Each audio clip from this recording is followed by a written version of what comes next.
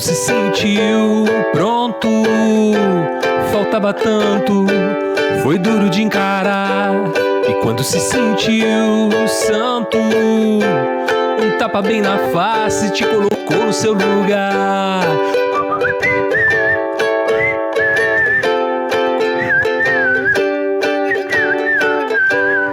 Quando se sentiu certo, tudo deu errado, não pôde consertar.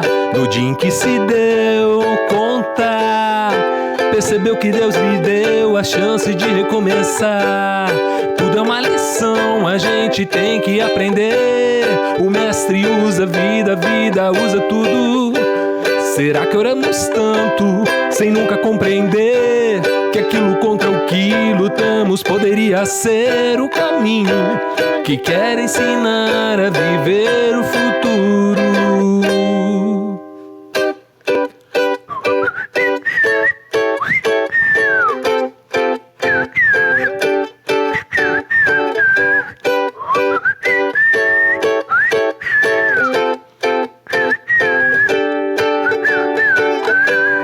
Quando se sentiu certo, tudo deu errado, não pôde consertar. No dia em que se deu conta, percebeu que Deus lhe deu a chance de recomeçar. Tudo é uma lição, a gente tem que aprender. O mestre usa a vida usa tudo. Será que oramos tanto, sem nunca compreender que aquilo contra o que lutamos poderia ser o caminho que quer ensinar a viver o futuro?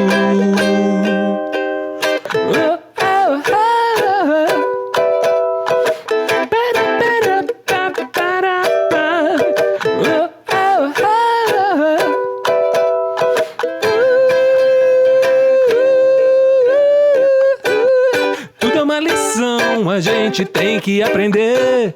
O mestre usa a vida usa tudo.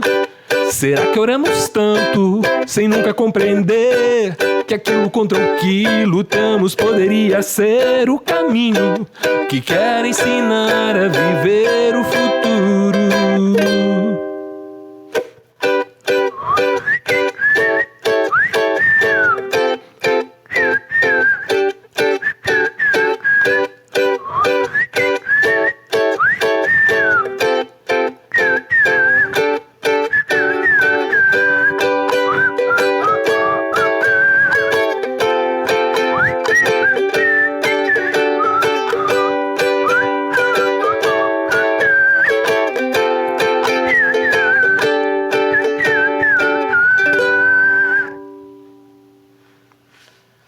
Senhor Jesus, entramos na Tua presença, sabendo das nossas limitações, sabendo que nós aprendemos errando, sabendo que o nosso caminhar muitas vezes é trôpego e muitas vezes não é objetivo, não temos certeza, convicções, Senhor. Mas ao mesmo tempo nós sabemos que somos guiados pelo Teu Espírito, que o Senhor sabe para onde nós estamos indo. E que essa missão não é nossa, é sua.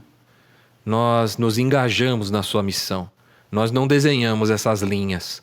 Nós estamos aqui para seguir, para observar, sentir o teu soprar, sentir a tua direção. Então nós clamamos, Senhor, nos guie, Senhor, nesse ano de 2023.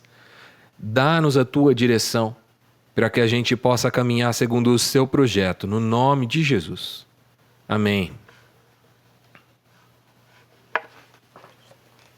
Amém.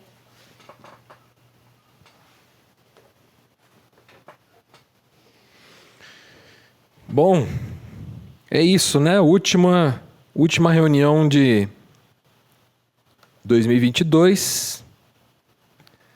Estamos concluindo esse ano que foi o nosso primeiro ano completo, né? A gente iniciou as atividades da Igreja Presente no meio de 2021.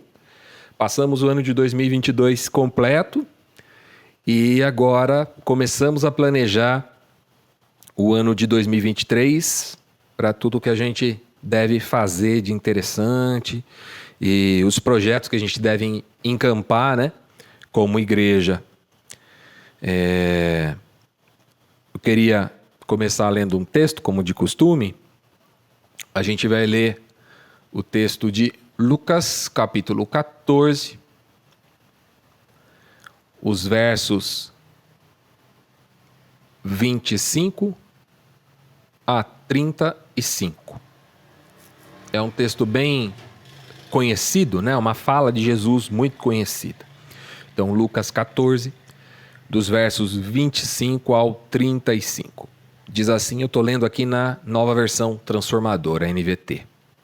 Uma grande multidão seguia Jesus, que se voltou para ela e disse: se alguém que me segue amar pai, mãe, esposa, filhos, irmãos e irmãs e até mesmo a própria vida, mais do que a mim, não pode ser meu discípulo. E se não tomar a sua cruz e me seguir, não pode ser meu discípulo. Quem é que começa a construir uma torre sem antes calcular o custo e ver se possui dinheiro suficiente para terminá-la? Pois se completar apenas os alicerces e ficar sem dinheiro, todos rirão dele dizendo, esse aí começou a construir, mas não conseguiu terminar. Ou que rei vai à guerra sem antes avaliar se com o seu exército de 10 mil, ele poderia derrotar os 20 mil que vêm contra ele? E se ele concluir que não, o rei enviará uma delegação para negociar um acordo de paz, enquanto o inimigo ainda está longe. Da mesma forma, ninguém pode se tornar meu discípulo sem abrir mão de tudo o que possui. O sal é bom para temperar, mas se ele perder o sabor, como torná-lo salgado outra vez? Sal sem sabor não serve nem para o solo, nem para adubo. É jogado fora. Quem é capaz de ouvir, ouça com atenção.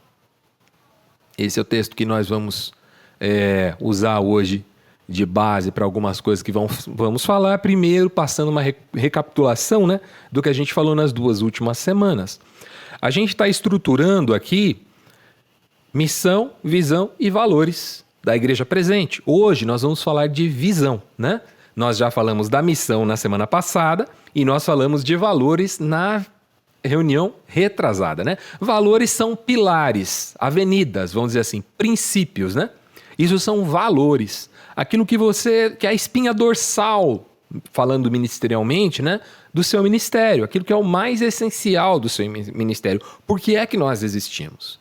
Depois, quando a gente fala de missão, é o que nós vamos fazer, né? Então, se os valores são o porquê nós fazemos, né? O círculo dourado ali de Sinek, que eu falei na reunião passada também, os valores são o porquê nós fazemos, né? A missão é como nós fazemos, né? Qual é a estratégia por trás disso. E a visão é o que nós fazemos, ou seja, em que projeto estamos trabalhando, onde nós queremos chegar com isso que estamos fazendo. É a visão, é contemplar o futuro, aquilo que ainda não está materializado, nós estamos construindo com esse projeto. Então, essa tríade, valores, missão e visão, é muito utilizada em corporações, em empresas, né? Empresa tal tem a visão, missão e valores, né? Daquela empresa. Então, nós recapitulando aqui, os nossos valores, ou seja, as nossas avenidas principais, são os campos de atuação em que nós trabalhamos, que a gente resumiu como casa, culto e missão. Esses são os locais de trabalho onde nós estamos envolvidos. Então, se for perguntar assim, quais são os valores essenciais da Igreja Presente? É a casa, como os relacionamentos, né? É o culto, como o nosso relacionamento coletivo ou particular com Deus. E a missão, como aquilo que nós fazemos no mundo, para toda a criação, seja para os seres humanos, seja para o planeta, seja para melhoria de um ambiente, tudo isso é missão, né? Tudo isso é aquilo que nós estamos ajudando a restaurar. Então, quando nós falamos de missão, nós utilizamos 3 pilares, vamos dizer assim, né? Esses 3 pilares traduzidos em atividades que nós vamos desenvolver em 2023. Esses 3 pilares vão nortear tudo que nós fazemos. Os 3 pilares dos nossos valores, né? Então, como é que eu traduzo casa em uma missão? reconciliando os relacionamentos dentro de casa, nas relações mais próximas, nas relações da igreja presente também, né? Como é que eu traduzo o culto na minha missão? Reconciliar a relação com Deus, né? Muitas vezes, muitos de nós podem estar com a sua relação com Deus abalada. Talvez a gente não leia a Bíblia mais como antes, talvez a gente não ore mais como antes. E esse é um propósito da igreja presente, nos fortalecer em nossa relação com Deus. E terceiro, é reconciliar com o mundo, né? Trazendo a mensagem de salvação, fazendo a diferença nesse mundo caído, sendo um testemunho vivo de que a igreja está presente, sendo as mãos, os pés e a boca do Senhor aqui na terra. Então nós reconciliamos com o mundo, né? A Bíblia diz que Deus enviou seu Filho ao mundo para reconciliar o mundo, né? Para que reconciliasse com o mundo, não imputando sobre eles os seus pecados. Muito bem. O texto que a gente leu de Lucas aqui, Jesus começa falando de uma abordagem sobre renúncia e depois ele vai dizer que nós precisamos ter clareza do que estamos renunciando quando nos engajamos no reino de Deus, né? Quem é que começa a construir uma torre sem antes calcular se vai ter dinheiro para terminar, né? Então, o risco de ler esse texto, e eu confesso que em muitas das minhas leituras eu passei por ele, é de passar por uma ilusão de controle. Achar que se eu medir tudo certinho, eu tenho total controle se o dinheiro vai dar para terminar a torre, ou se o meu exército vai conseguir ir em guerra contra o exército do rei inimigo. Mas isso entra em conflito, de certa forma, com a mensagem do Evangelho, porque isso é como se Jesus estivesse dizendo para a gente não se meter em desafios grandes demais. Mas espera, não foi Jesus quem nos desafiou ao impossível? Não, nem coisas grandes demais, hein? Coisas impossíveis. Jesus disse assim para os seus discípulos: vão por todo mundo e façam discípulos. Isso é fácil? É um pouco difícil? É muito difícil? É absurdamente difícil ou é impossível? Eu arrisco na última alternativa. É impossível ir por todo mundo fazer discípulos. E Jesus nos desafiou a isso. Ele disse: curem enfermos, expulsem demônios. Isso é fácil, mais ou menos, difícil ou impossível? É impossível. Quem é que pode curar um enfermo? Né? Jesus nos disse: vão e façam. E aí? Né? Ou então ele disse também para os seus discípulos, um texto que eu venho recapitulando frequentemente nas últimas reuniões, né? Deem vocês mesmos a eles de comer. Pensa naquela situação ali, de Jesus com aquela multidão, 5 pães e 2 peixes, os discípulos falam de dispensar a multidão, Jesus fala: deem vocês mesmos a eles de comer. Isso é muito difícil, é mais ou menos difícil, é fácil ou é impossível? É impossível. É impossível dar de comer para uma multidão, né? Jesus nos desafiou ao impossível o tempo inteiro. E o impossível, veja bem, não é um problema para Deus, né? Na passagem do jovem rico, Jesus diz isso assim, com todas as letras para os seus discípulos. Ele diz: para o homem é impossível, mas não há impossíveis para Deus. Então é impossível, mas não para Deus. Então, o que que nos leva quando nós nos vemos diante do impossível, né? E nós percebemos que Deus é o Deus do impossível. Deus é o Deus que atua na impossibilidade, né? É a hora da gente reconhecer o impossível. É hora da gente enxergar e reconhecer que é Deus quem pode resolver essa situação. Eu ouvi essa semana o Ed René falar um negócio muito engraçado. Ele disse assim, que quando ele se envolve em algum projeto, de volta e meia a oração dele, e ele aprendeu com uma irmã lá da igreja da IBAB, a oração é a seguinte: eu quero ver como o Senhor vai se livrar dessa.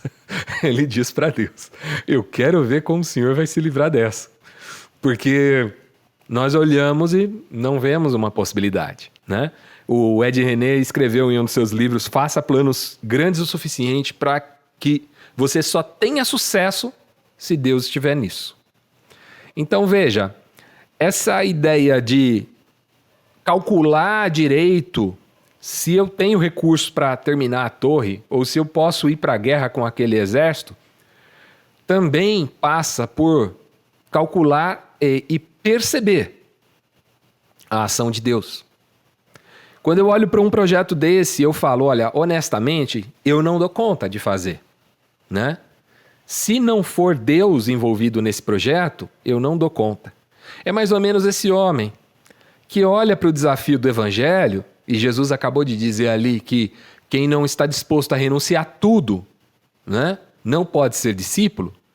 Quem de nós diria assim, renunciar a tudo é fácil. Bora lá, renunciar a tudo é tranquilo para mim, né? A gente zomba, reclama, fala mal do jovem rico que saiu triste porque tinha muita riqueza, mas nós também não somos diferentes. Nós olhamos e falamos, ai rapaz, tudo mesmo? Tem que renunciar a tudo? Eita, nós. É difícil, hein? Eu não sei se eu consigo, não. E aí nós chegamos à conclusão que não conseguimos. E aí quando nós nos vemos fazendo, nós percebemos, uau, só pelo poder do Senhor mesmo. É o Espírito Santo atuando. Imagina esse homem que vai para a guerra com 10 mil contra 20 mil e para e pensa, olha, eu não tenho condição, mas Deus está do meu lado. É mais ou menos o que aconteceu com Davi, né?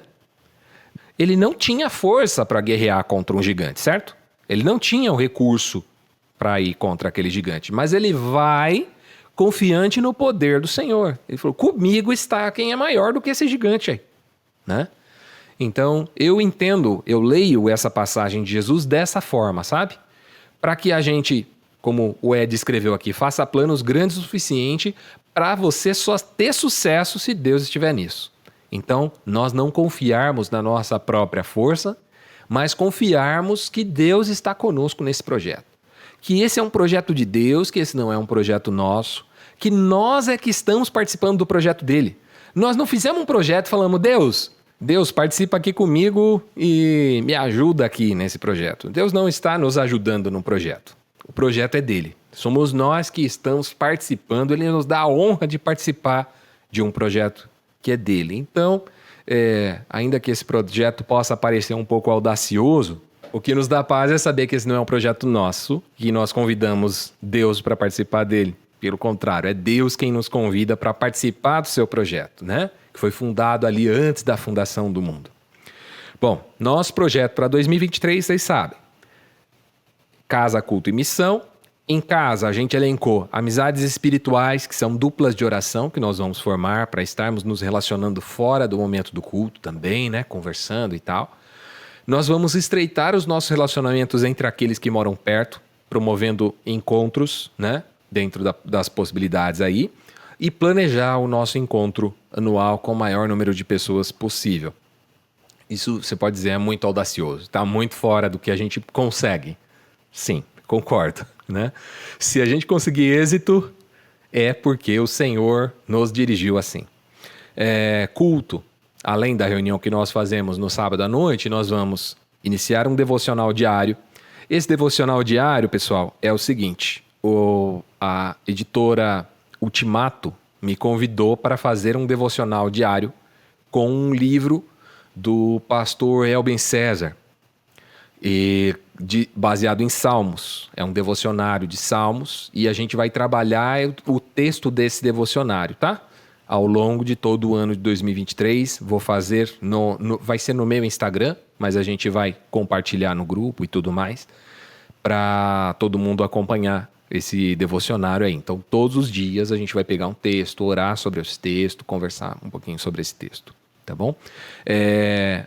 Vamos estabelecer reuniões de oração fora do horário do culto, e eu vou passar para vocês os textos que vamos trabalhar na semana corrente em que a gente vai estudá-lo no sábado. Então, todo mundo vai poder ter uma intimidade com esse texto que nós vamos estudar, para que a gente possa contribuir mais, aprender mais também, tá bom? No pilar de missão, a gente vai definir alvos missionais individuais, então cada um vai observar ao seu redor, fala, puxa, essa minha parente, irmã, prima, esse meu vizinho, esse meu colega de trabalho, essa minha colega de estudos, essas pessoas nós vamos relacioná-las e trabalhar missionalmente, do ponto de vista de uma missão integral mesmo. Tanto podem ser questões de saúde, questões de carências das mais diversas e também a conversão, tá? Então, vamos também promover treinamento e capacitação para a missão, para esse trabalho com essas pessoas e aí implementarmos grupos de relacionamento doméstico, acolhedor a não crentes, desigrejados, nas nossas casas. Esse é o nosso projeto ambicioso, sim, para 2023. E onde que o grande lance da visão é a gente entender onde é que eu quero chegar em dezembro de 2023 e falar assim, alcançamos o nosso projeto, concluímos, né? A visão é isso, é enxergar ali em dezembro de 2023 onde estaremos e o que teremos concretizado. Bom, de acordo com esse nosso projeto audacioso aqui, pelo menos 3 coisas nós teremos realizado, tá? Primeiro, nós teremos um encontro geral até o final do ano de 2023. Um encontro em que a gente vai reunir o maior número possível de membros, né, da igreja presente, pessoas que estão participando, para a gente ter um tempo junto, tá? Segundo, a gente vai ter um devocional diário publicado no Instagram e participando todos nós. Então, se a gente conseguir chegar em dezembro de 2023 com esse devocionário ainda funcionando, check, vitória. E terceiro, teremos aí plantados, e aí eu estou muito otimista com isso, 3 grupos de relacionamento até o final do ano de 2023. Então, teremos pelo menos 3 casas abertas recebendo pessoas até dezembro de 2023, né? Então, são metas bem ousadas, eu sei, né? Mas seguindo essa palavra do Ed René, planos grandes o suficiente para que a gente só tenha sucesso se Deus estiver nisso. Porque senão a gente desenha um plano muito contido, conseguimos executá-lo e acreditamos que Deus está nisso. Nem sempre, né? Agora, se eu faço um plano que é impossível para mim, se ele der certo, é uma evidência muito clara, né?